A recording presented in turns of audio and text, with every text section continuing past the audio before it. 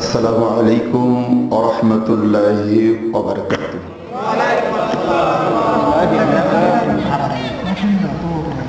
আলহামদুলিল্লাহ আলহামদুলিল্লাহিল আকরামিল্লাযী খালাকাল ইনসানা ওয়া কাররাম ওয়া আল্লামাহু মিনাল বায়ানি মা লাম ইয়ালাম। فسبحان الذي لا يحصى امتنانه باللسان ولا بالقلم. نشهد أن لا إله إلا الله وحده لا شريك له. نشهد أن لا إله إلا الله وحده لا شريك له. ونشهد أن محمدًا عبده ورسوله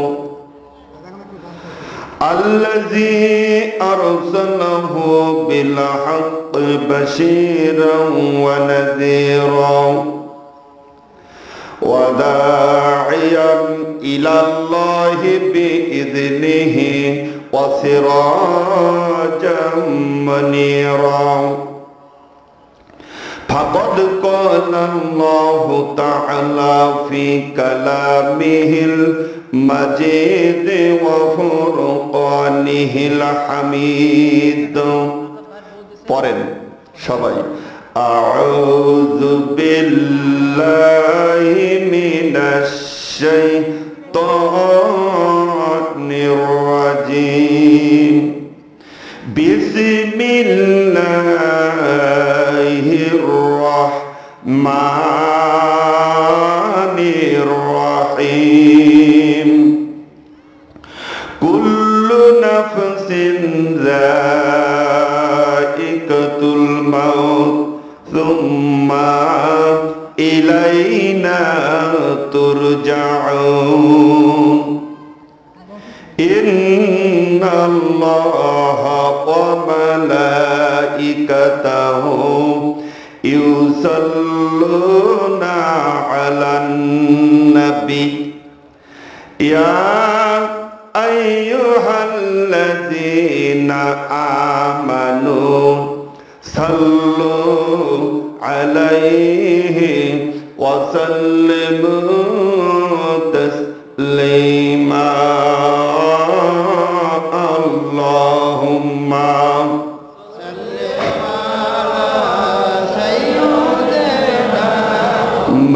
مولانا محمد وعلى آل سيدنا رسولنا محمد. যে মানুষ মানুষের বেদনায়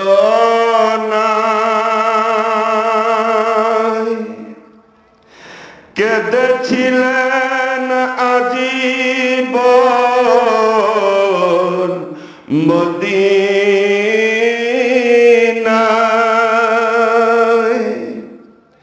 সেই মানুষ সেই মাটি হয় যদি সুন্দর, না জানি তাহলে তুমি কত সুন্দর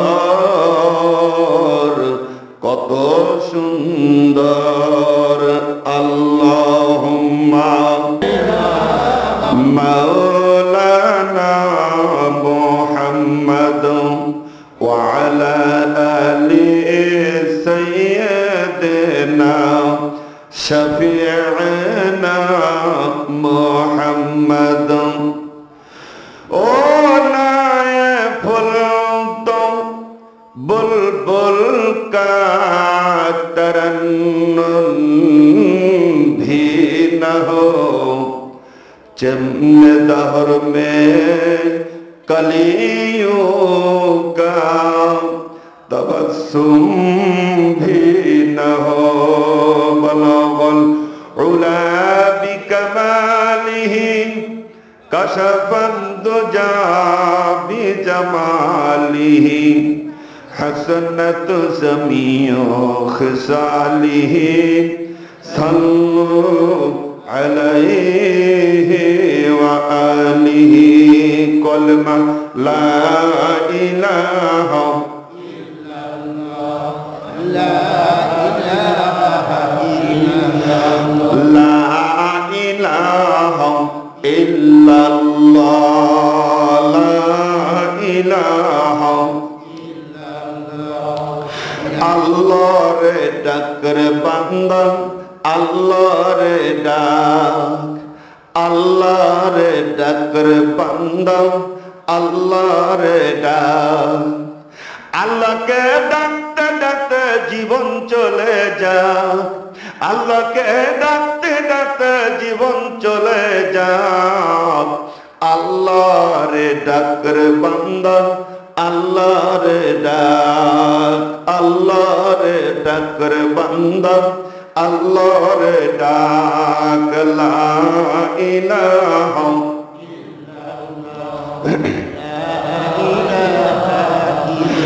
ला इलाहा इल्लल्लाह मुहम्मदुर रसूलुल्लाह सल्लल्लाहु अलैहि वसल्लम अन अबी ज़र गिफ़ारी रज़ियल्लाहु तआला अन्हु क़ाल क़ुलतु या रसूलुल्लाह सल्लल्लाहु अलैहि वसल्लम अय्युल अअमालि अफ़ज़लु क़ाल ईमानु बिल्लाहि वल जिहादु फी साबिलिल्लाह আমার একটি স্বপ্ন পূরণ করো আমার একটি স্বপ্ন পূরণ করো ওগো দয়াময় তোমার পথে চলতে গিয়ে মরণ যেন হয় আমার তোমার পথে চলতে গিয়ে মরণ যেন হয় আল্লাহুম্মা আমিন আমি অটল যেন থাকতে পারি আল কোরআনের সাথে ধৈর্য নিয়ে চলতে পারি দিন কায়েমের পথে আমায় ধৈর্য দিও সাহস দিও ও আমায় ধৈর্য দিও সাহস দিও ও গো দয়াময় তোমার পথে চলতে গিয়ে না পাই যেন ভয় আমি তোমার পথে চলতে গিয়ে না পাই যেন ভয় আল্লাহুম্মা আমিন মারহাবা আর জোরে বলি মারহাবা মুআজ্জাজ মুহতারাম হযরত উলামায়ে কিরাম উপস্থিত আজকের মাহফিলের সম্মানিত সভাপতি আমার অত্যন্ত প্রিয় মানুষ অত্র এলাকার বিশিষ্ট আলেমে দ্বীন বয়োজ্যেষ্ঠ মুরব্বিয়ান জনাব আলহাজ মোহাম্মদ মমতাজউদ্দিন মোল্লা সাহেব আজকের মাহফিলের প্রধান অতিথি জনাব মোহাম্মদ নিলুফার ইয়াসমিন ডালু চেয়ারম্যান ৪ নম্বর নগর ইউনিয়ন পরিষদ বড়াইগ্রাম নাটোর আজকের মাহফিলের সম্মানিত অতিথিবৃন্দ আমার মাথার মুকুট আলেমে দ্বীন এবং হাজী সাহেবগণ বাদ মাগরিব থেকে পর্যন্ত আপনাদেরকে কোরআন এবং হাদিস থেকে যারা আলোচনা শুনলেন কোরআন এবং হাদিসের অমীয় বাণী শোনালেন এর ভিতরে বিশেষ করে রয়েছে আমার পূর্বে যিনি আলোচনা রাখলেন বিশিষ্ট আলেমে দ্বীন সুদূর পাবনা থেকে আগত হযরত মাওলানা মুহাম্মদ আলহাজ খন্দকার রুহুল আমিন সাহেব তার আগে আলোচনা রেখেছেন আমার আরেকজন প্রিয় ভাই হযরত মাওলানা মুহাম্মদ আব্দুল লতিফ সাহেব সহ অন্যান্য আলেমে দ্বীন সামনে উপবিষ্ট পিতৃ সমতুল্য মুরব্বী কেরাম তাওহীদি জনতার এক অংশ অরুণ পথের তরুণ দল বিপ্লবী সেনা সোনার যুবকেরা কচি কাচারা পর্দার আড়ালে অবলা সবলা সরল মা বোনেরা প্রশংসা করব কার যারা চুপ করে আছেন কথা বলতে সমস্যা না আমার কথা বুঝতে সমস্যা কোনটা প্রশংসা করব কার কেন করব? কি জন্য করব? প্রথম কথা হলো প্রশংসা এই জন্য করব যে আল্লাহ রাব্বুল আলামিন যে দয়াময় মেহেরবান আল্লাহ, তিনি যদি ইচ্ছা করতেন আমাকে আপনাকে মানুষ না বানিয়ে একটা জীবজন্তুর পেটে দিতে পারতেন কিনা? তা না বানিয়ে আল্লাহ পাক দয়া করে মায়া করে আমাদেরকে আশরাফুল মাখলুক সৃষ্টির শ্রেষ্ঠ মানুষের ঘরে জন্ম দিয়েছেন। আলহামদুলিল্লাহ। এখানেই শেষ নয়, আল্লাহ পাক ইচ্ছা করলে আমাকে আপনাকে মুসলমানের ঘরে জন্ম না দিয়ে একটি বিধর্মীর ঘরে দিতে পারতেন কিনা? তাও না দিয়ে দয়ার আল্লাহ আমাদেরকে মুসলমানের ঘরে জন্ম দিয়েছেন। আলহামদুলিল্লাহ। এখানেই শেষ নয়, মুসলমান হলেই পাইকারি হারে জান্নাতে যাবে এমনটিও নয়। এলাকার মধ্যে মুসলমান সব মিলে এই কজন, ঠিক কিনা? কিছু জবাব দেবেন তো? আরো আছে। এটা শুধু মসিন্দা গ্রাম না, এর পাশেই আছে কাঁঠালবাড়ি, তারপরে কি হুলিয়া, ঢুলিয়া না হুলিয়া, ঢুলিয়া, আরো অনেক গ্রাম আছে। মাইকিং করা হয়েছে অবশ্যই। চারিদিকে প্রচারণার পরেও এত সুন্দর একটা বসার পরিবেশ করে দিয়েছেন, এরপরেও শ্রোতার সংখ্যা সন্তোষজনক নয়। তারপরে যা এসেছে আলহামদুলিল্লাহ, একবার কমও নয়। প্রিয় ভাইরা আমার, তবে আমার একটা বিশ্বাস যে যদি এখানে এটা না করে অন্য কিছু করা যেত, মনে হয় শ্রোতা এর চেয়ে একটু কম হতো। বেশি জায়গা দেওয়া যাবে না। হাজী সাহেবরা তো বলছে জায়গা দেওয়া যেত না, এখানে আমার আর কি কথা থাকে। তবে একটু বিষয় থাকে কি, এখানে কবরস্থানের সাথে মাহফিল তো, আমার মনে হয় অনেকে ভয় করেও আসে নাই।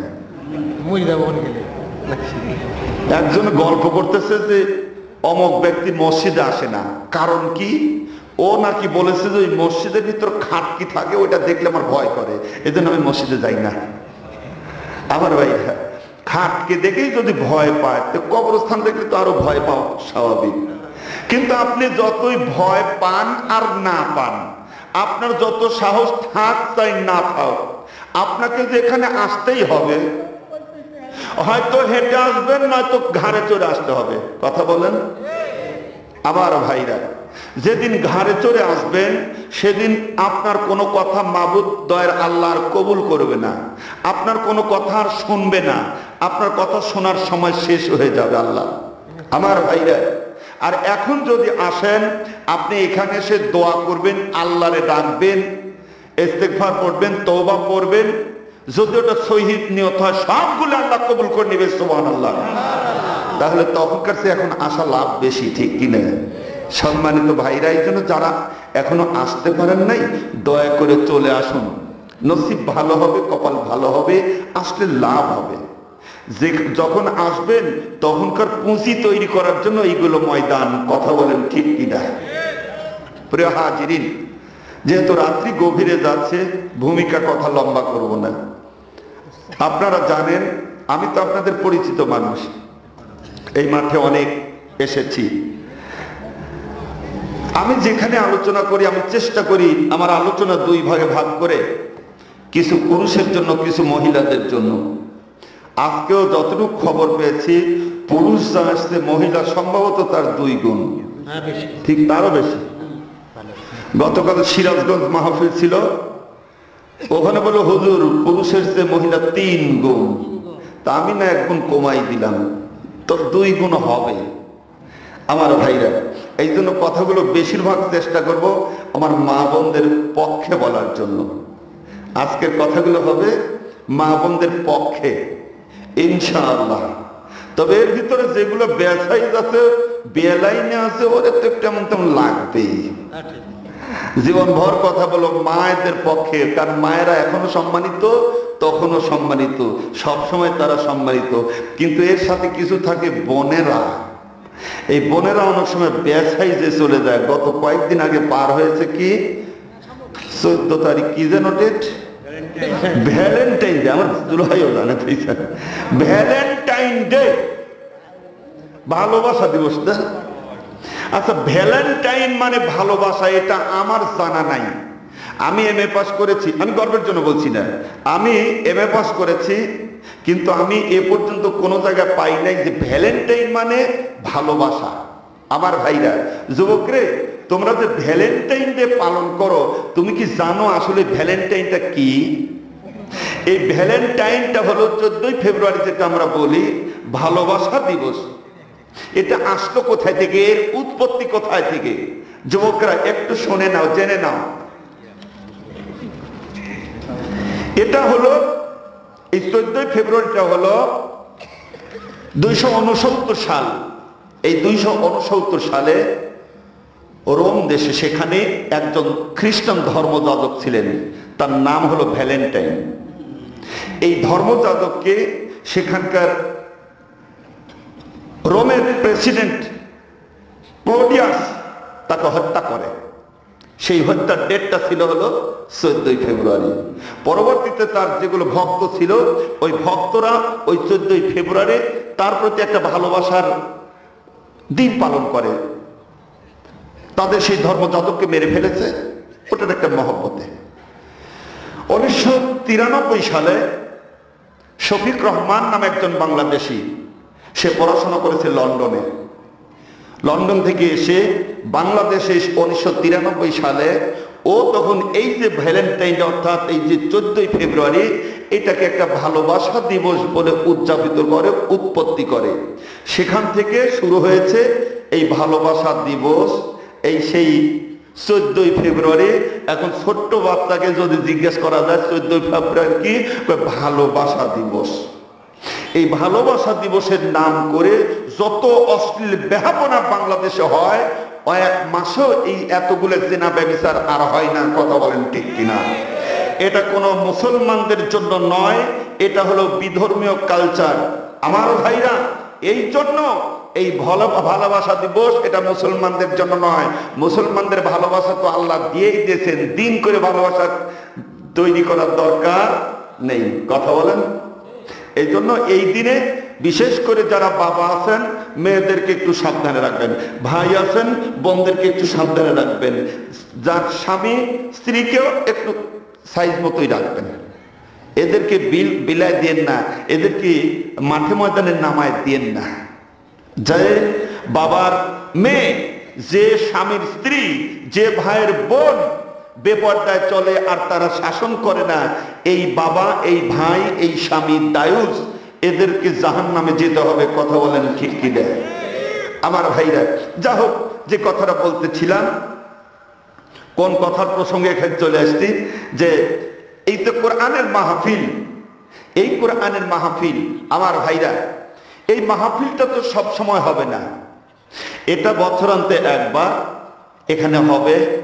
এখানে আল্লাহ পাক যাদের কবুল করেন তারাই আসতে পেরেছে। কথা বলেন ঠিক কিনা? আমার মা বোনেরা এসেছে কোরআনের আলোচনা শোনার জন্য। যেহেতু মা বোনদের পক্ষে বলতে চাই এই কারণে, কারণ তারা সংখ্যায় বেশি। এখন যদি আমি এখানে ভোট করি মহিলার পুরুষের, মহিলার ভোট বেশি পাবো, পুরুষরা কম, ভোটারই নেই, দেবে কি? এই জন্য আমার কথাটা ওই দিকে যাওয়া দরকার। তারপরেও মহিলাদের জন্য কিছু কথা বলা দরকার, কারণ তারাই এখন সরকার। না বললে আমার খবর আছে। তবে চেষ্টা করব আমার মা বোনদেরকে এমন কিছু কথা শোনানোর, যেগুলো আমল করলে ওই স্বামী স্ত্রীর মধ্যে কোনোদিন দ্বন্দ্ব হবে না, কোনো অশান্তি থাকবে না, ইনশাআল্লাহ। আসুন, আলোচনা হবে কোরআন থেকে। কিতাবটার নাম কি? সবাই বলা লাগবে, নাম কি? আল কোরআন।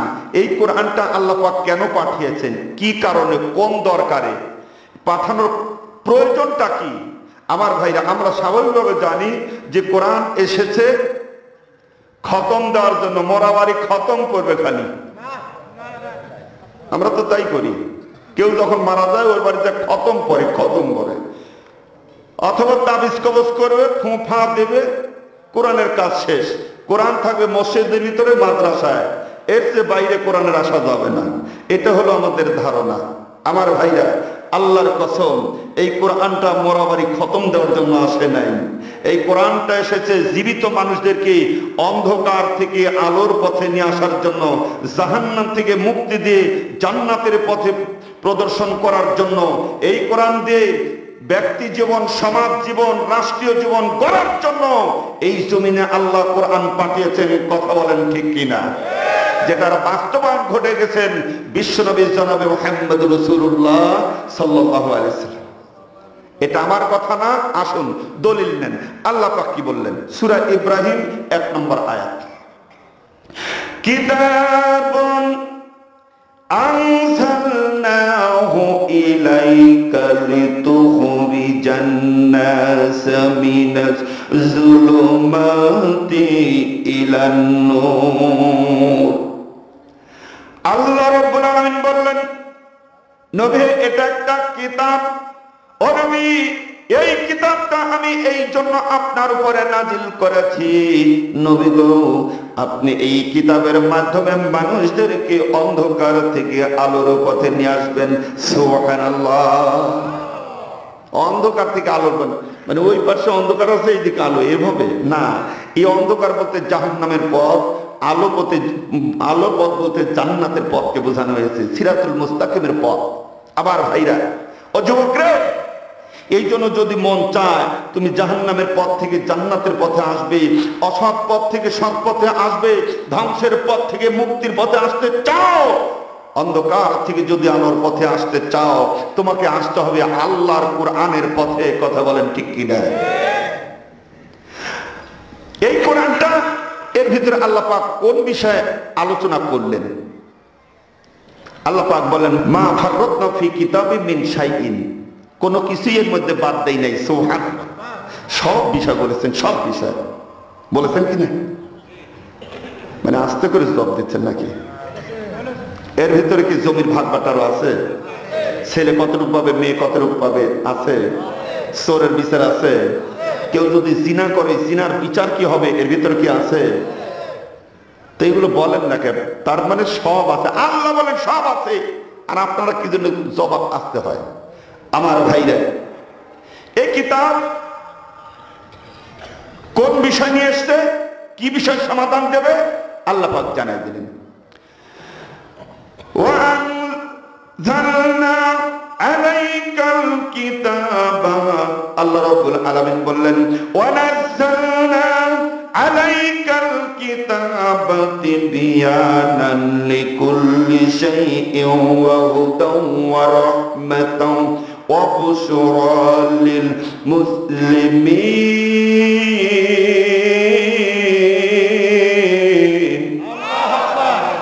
আল্লাহ পাক জানাই দিলেন, এমন একটা কিতাব আমি আপনার উপরে নাজিল করেছি ও নবী, যেই কিতাবের মধ্যে আমি সকল সমস্যার সমাধান করে দিয়েছি, সব বিষয়গুলি আমি সুস্পষ্ট করে বর্ণনা করে দিয়েছি। এটা তাদের জন্য হেদায়েত, তাদের জন্যই রহমত, এটা তাদের জন্য সুসংবাদ যারা আল্লাহর এই কোরআনটা মেনে চলে, যারা এর উপরে বিশ্বাস স্থাপন করে। সুবহানাল্লাহ। তাহলে সব সমস্যার সমাধান, সব সমস্যার সমাধান দিতে পারে আল কোরআন। আপনি যে কোনো সমস্যায় পড়বেন, আল্লাহর কোরআনের কাছে আসেন, আপনি সমাধান পেয়ে যাবেন। যেখানে গিয়ে সমাধান পাবো, মানুষগুলো ওখানে যাবে না, চলে যাবে ভণ্ড পীরের কাছে। ওখানে যায়, আরে ও শয়তান তো ওর পেট ভরা নিয়ে ব্যস্ত, ওর বস্তা কি দিয়ে টাকা দিয়ে ভরাবে কি করে, এই চিন্তায় ব্যস্ত। তুমি তো সেখানে যাও কেন? তোমার তো আল্লাহ কিতাব দিয়েছে, রাসূল স্পষ্ট করে বলে দিয়েছে, তারাকতু ফীকুম আমরাইন লান তাদিল্লু মা তামাসসাকতুম বিহিমা কিতাবাল্লাহি ওয়া সুন্নাতুর রাসূল। ও দুনিয়ার মানুষেরা, আমি নবী তোমাদের মাঝে থাকবো না, দুটো জিনিস রেখে গেলাম। একটা হলো কিতাবুল্লাহ, আল্লাহর কোরআন, আর একটা হলো সুন্নাতুর রাসূল, হাদিস। যতদিন পর্যন্ত তোমরা এটা আঁকড়ে ধরে থাকবে, ততদিন তোমরা পথভ্রষ্ট হবে না। সুবহানাল্লাহ। অতএব যখন এটা ছেড়ে দিবে, রাসূলের আদর্শ ছেড়ে দিবে, তখনই তুমি ভ্রষ্ট পথে চলে যাবে, ভ্রান্ত পথে চলে যাবে। সে বেটার টুপি যদি এত বড় হয় তাও ব্যাপার না, যদি জুব্বা পায়ের নিচ দিয়ে যায় তাও বিষয় নেই। আমার ভাইরা, এই জন্য পুঁজি হলো, মুসলমানদের পুঁজি হলো কোরআন আর হাদিস। ঠিক কিনা বলেন? কথা বলেন ঠিক কিনা? আমরা থাকবো আল্লাহর কোরআনের পক্ষে, আমরা থাকবো আল্লাহ রাসূলের আদর্শের পক্ষে। কোনো কি আপত্তি আছে? আমার ভাইরা, এই কোরআন আপনার পক্ষে অথবা বিপক্ষে সাক্ষী হবে। মনে রাখবেন, মনে রাখবেন, এই কোরআন আপনার পক্ষে অথবা বিপক্ষে সাক্ষী হবে।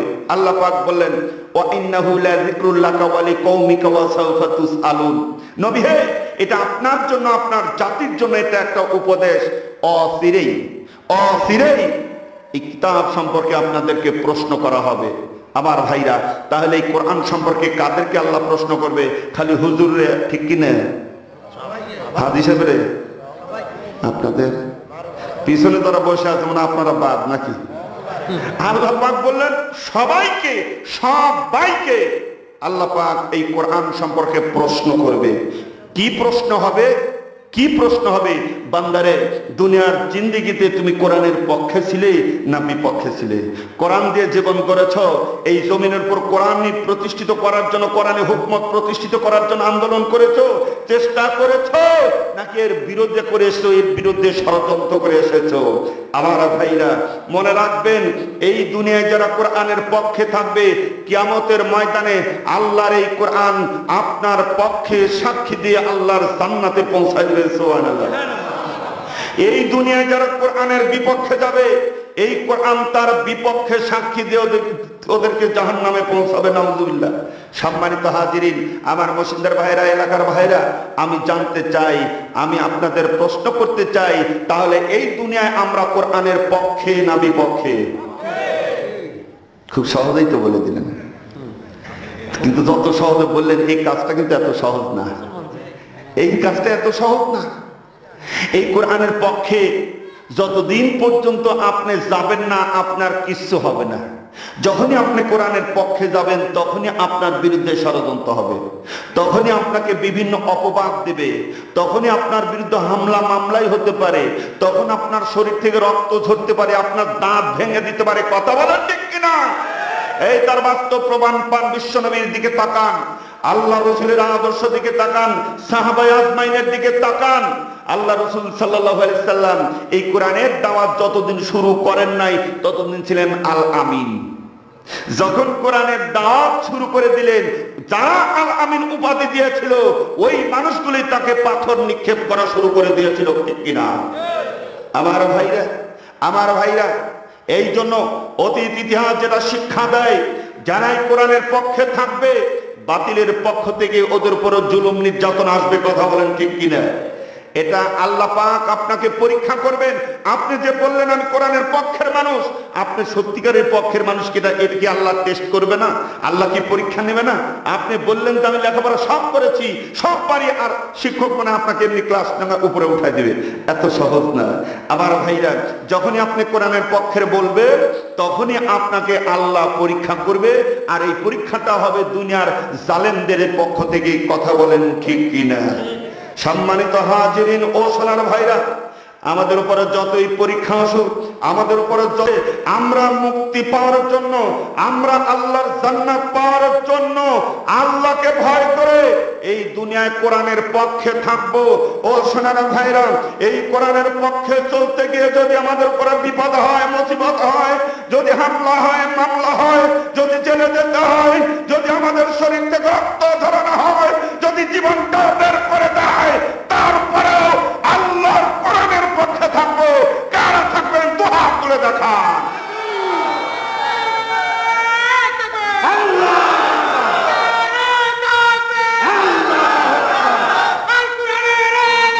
আলহামদুলিল্লাহ, আলহামদুলিল্লাহ,